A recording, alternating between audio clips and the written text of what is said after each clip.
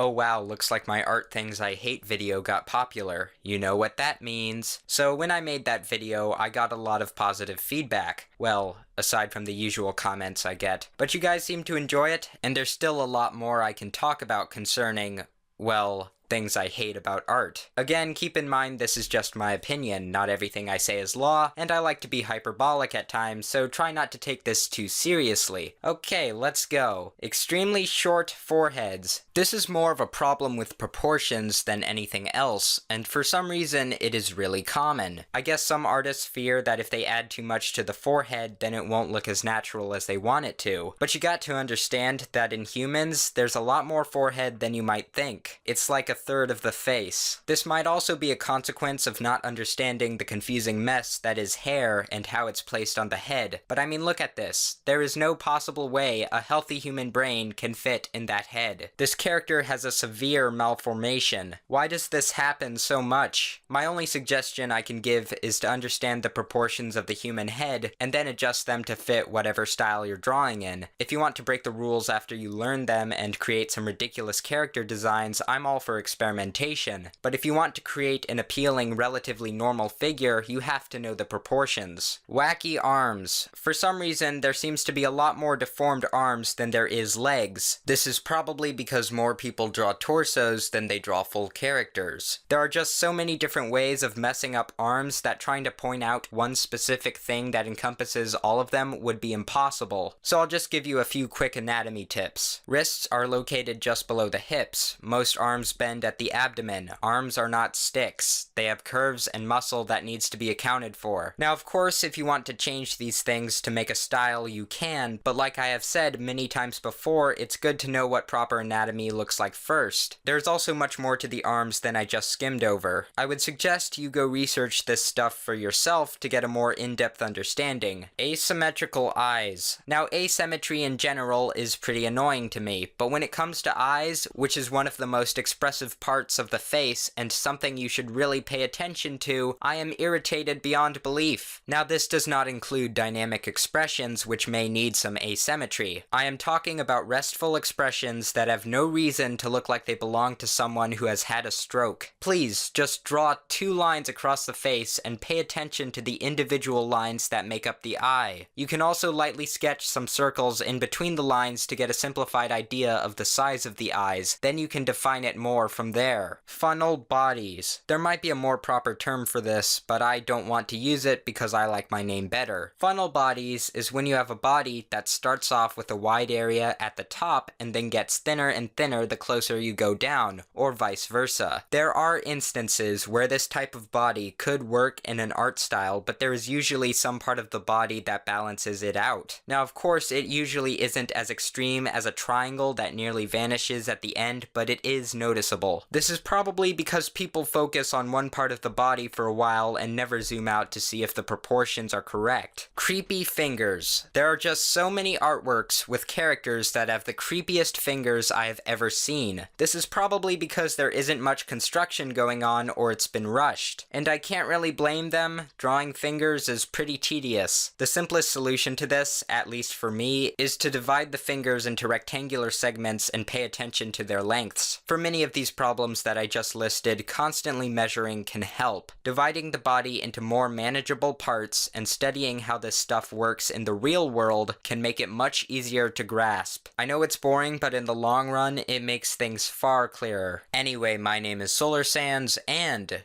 goodbye.